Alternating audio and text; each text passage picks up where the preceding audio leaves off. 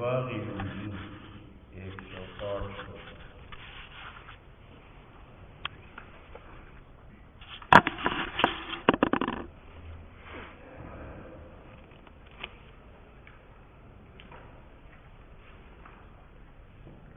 باب ہے فی اسباغ الوضو، وضو کے کامل بنانے میں، اسباغ کامل بنانا وضو کا۔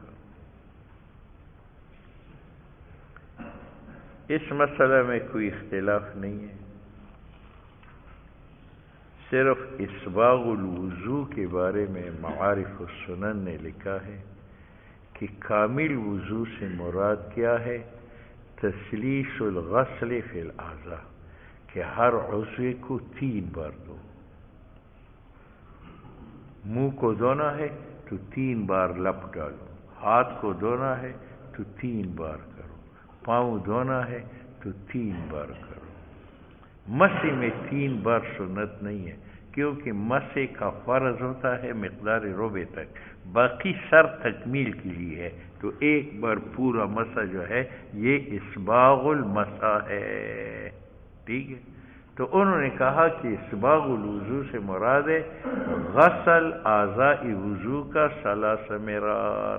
تو 1 بار دھونے سے بھی کافی ہے، 2 بار دھونا بھی کافی ہے، لیکن مستحب کیا ہے کہ ہر عضو کو 3 بار دھوئے۔ حدثنا علی بن حجر قال حدثنا اسماعیل بن جعفر عن العلاء بن عبد الرحمن عن أبيه عن أبي هريرة رضي الله تعالى عنهم إن رسول الله صلى الله عليه وسلم قال ألا أدلكم، میں نہ بتاؤں تم کو،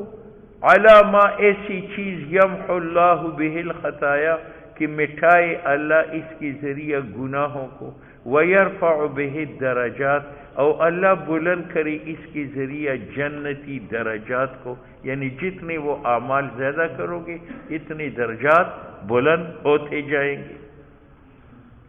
خطایا سے مراد، بعض کہتے ہیں کہ اس سے صغائر مراد ہے، اور بعض کہتے ہیں کہ اس سے صغائر بھی مراد ہے اور وہ کبائر بھی مراد ہے جن کا تعلق حقوق اللہ کے ساتھ، اور جن کبائر کا تعلق حقوق العباد کے ساتھ ہو وہ آئندہ نیک عمل سے معاف نہیں ہوتے۔ تو خطایا سے مراد یا صرف صغائر ہے، اور یا اس سے مراد صغائر بھی ہے اور وہ کبائر بھی ہے جو حقوق اللہ سے تعلق رکھتے ہیں، اور جن کا تعلق حقوق العباد کے ساتھ ہے وہ وضو کرنے سے معاف نہیں ہوتے۔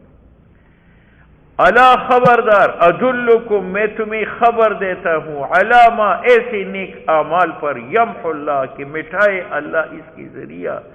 الخطایا گناہ، ویرفع بہ درجات اور بلند کرے گا اس کے ذریعہ تمہاری جنتی درجات کو۔ قالوا صحابہ نے کہا بلا یا رسول اللہ، ضرور بتائے وہ اعمال جس سے ہماری گناہ مٹے اور جس سے ہماری جنتی درجات بلند ہو۔ قال رسول اللہ صلی اللہ علیہ وسلم نے فرمایا اسباغ الوضو علی المکارہ، کامل وضو کرنا باوجود ناپسندیدگی کے، یہ ترجمہ ہے۔ اسباغ الوضو 3 مرتبہ اعضاء کو دھونا، علی المکارہ باوجود ناپسندیدگی۔ ناپسندیدگی کا معنی یہ ہے کہ موسم یخ ہے، بارش ہے، پانی ٹھنڈا ہے، پانی کا استعمال ناپسند ہے، پھر بھی آپ وضو ایسا نہ کریں بلکہ پورا پانی لے لیں۔ علی المکارہ باوجود ناپسندیدگی کی کہ موسم ٹھنڈا، پانی ٹھنڈا، سردی موجود ہے، لیکن اس کے باوجود آپ کامل وضو کریں۔ وَكَثْرَةُ الْخُطَىٰ إِلَى الْمَسَاجِدِ، اور جن سے گناہ معاف ہو جاتے ہیں اور درجات بلند ہوتے ہیں وہ زیادہ قدم مساجد کی طرف، مسجد کی طرف چل کر جتنے آپ قدم زیادہ اٹھائیں گے اتنے آپ زیادہ گناہ معاف کراتے ہیں اور اتنے آپ کی درجات بلند ہو جاتے ہیں۔ وَإِنتِظَارُ الصَّلَاةِ بَعْدَ الصَّلَاةِ، اور انتظار نماز کا نماز کے بعد۔ اس سے مراد تبلیغیوں کا انتظار نہیں ہے کہ صبح کی نماز پڑھی اور وہاں اللہ کے راستے میں بیٹھ گئے اور مسجد میں ظہر کی نماز پڑھی اور وہاں بیٹھ گئے، اور عصر کی نماز پڑھی اور وہاں بیٹھ گئے، ٹھیک ہے، یہ رہبانیت ہے، نبتدعوها ما كتبناها علیہا فی کتاب، ٹھیک ہے۔ انتظار الصلاۃ کی تفسیر دوسری حدیث نے بتائی کہ سبعۃ یظلهم اللہ فی ظلہ یوم لا ظل الا ظلہ، کہ 7 آدمیوں کو اللہ عرش کے سائے میں بٹھائے گا اس قیامت کے دن جہاں خدا کی رحمت کے سوا کوئی سایہ نہ ہو۔ امام عادل، ایک امام عادل ہے، وہ شاب نشأ فی عبادت اللہ، اور ایک وہ جوان ہے جو جوانی میں گناہ سے اپنا دامن بچاتا، ٹھیک ہے۔ اور رجل دعته امرأة ذات حسب ونسب فقال انی اخاف اللہ، اور ایک وہ جس کو خوبصورت عورت زنا کی دعوت دے اور وہ کہے کہ میں اللہ سے ڈرتا ہوں،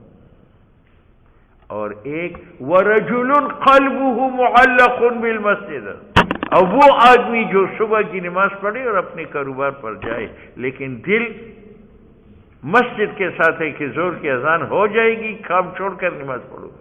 اور زور کی نماز پڑھنے کے بعد نکلتا ہے کام پہ، وقلبه معلق بالمسجد، اور اس کا دل مسجد کے ساتھ معلق ہے کہ عصر کی اذان سننے کے بعد مسجد میں جاؤں گا، ٹھیک ہے یا نہیں؟ تو اس سے علماء کا انتظار الصلاۃ بالصلاۃ مراد ہے، اس سے بزرگوں کا انتظار مراد نہیں ہے، ٹھیک ہے۔ چلتا غلم کی اور نس کیا یہ ہے انتظار الصلاۃ بعد الصلاۃ، اور یہ ترجمہ اس لیے کرتے ہیں کہ جناب نبی کریم صلی اللہ علیہ وسلم کے پاس 2 بھائی مسلمان ہو کر آئے یمن، ایک جو ہے 5 وقت نماز بھی پڑھتا تھا اور حضور سے علم بھی حاصل کرتا تھا، اور پھر ٹھوکرا لے کر بازار میں سودا بھی فروخت کرتا تھا، کمائی بھی کرتا تھا۔ دوسرا جو ہے وہ بزرگ بنا، وہاں مقیم بنا مسجد نبوی میں، اللہ اللہ کرتا تھا اور دنیا سے لا تعلق تھا۔ اس صوفی تبلیغی بھائی نے حضور سے شکایت کی کہ دیکھو ہم یمن سے آئے ہیں، کفر چھوڑ کے آئے ہیں، اور یہ دنیا پرست ہے، بازار میں جاتا ہے ٹھوکرا لے کر پھل فروخت کرتا ہے۔ تو حضور نے فرمایا فریضۃ بعد فریضہ، آپ ایک فریضہ ادا کرتے ہیں اور وہ 2 فرائض ادا کرتے ہیں، یہ بھی فرض ہے وہ بھی فرض ہے۔ وہاں سے معلوم ہوتا ہے کہ نماز پڑھ کر بیٹھنا منع ہے، نماز پڑھ کر نکلنا ہے، لیکن انتظار الصلاۃ کا معنی یہ ہے قلبہ معلق بالمسجد، ٹھیک ہے دوستو بزرگ، دین اصول کی بات ہے، جذبات کی بات نہیں ہے، ٹھیک ہے یا نہیں ہے؟ یہ جذباتی۔ فذالکم الرباط، فرمایا کہ جو آدمی کامل وضو کرے باوجود ناپسندیدہ کے اور زیادہ قدم اٹھائے مساجد کی طرف اور انتظار الصلاۃ بعد الصلاۃ کرے، فذالکم الرباط، فرمایا اس کا ثواب رباط کے برابر ہے۔ رباط اسلامی سرحد کی حفاظت کے لیے چوکیداری کو کہتے ہیں، کہ آپ رات بھر اسلامی سرحد پر کھڑے ہیں کہ کوئی کافر ہمارے ملک میں گھس نہ جائے، حملہ نہ کرے، اس کا بہت بڑا ثواب ہے، کیونکہ اس آدمی نے مسجد کو بچایا، قرآن کو بچایا، خانقاہوں کو بچایا، دینی مراکز کو، تبلیغی مراکز کو بچایا، تو اس نے پوری دین کی حفاظت کی۔ جو ثواب اس مرابط کو ملتا ہے وہ ثواب ملتا ہے اس آدمی کو جو وضو کامل کرے، کثرت خطا کرے اور انتظار الصلاۃ بعد الصلاۃ کرے۔ بات سمجھ میں آئی؟ تو رابطو کا معنی ہے کل دین کی حفاظت، اور کل دین کی حفاظت محافظ کرتا ہے۔ یا ایھا الذین آمنوا اصبروا وصابروا ورابطوا واتقوا اللہ لعلکم تفلحون، اے ایمان والو صابروا، شخصی اعمال پر صبر کرو، نماز پڑھ کر صبر کرو، روزہ رکھ کر صبر کرو، وصابروا، اور جب دوسرے مسلمانوں سے معاملات آ جائے اور کوئی گزن تکلیف پہنچ جائے تو اس میں بھی، اجتماعی معاملات میں بھی صبر کرو، ورابطو، یہ مقصد ہے، وہ پہلے 2 تمہید ہے، ورابطو، پوری دین کو مضبوطی سے پکڑو، یہ مقصد ہے، واتقوا اللہ، یہ تکمیل ہے مقصد کا، لعلکم تفلحون، یہ نتیجہ ہے مقصد کا۔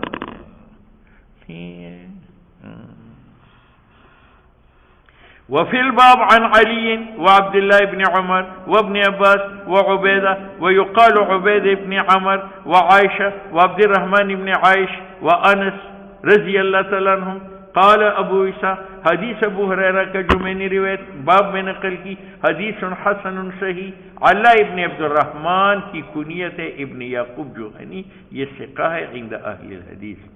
باب المندیل بعد الوضو۔ جاؤ دوستو بزرگو،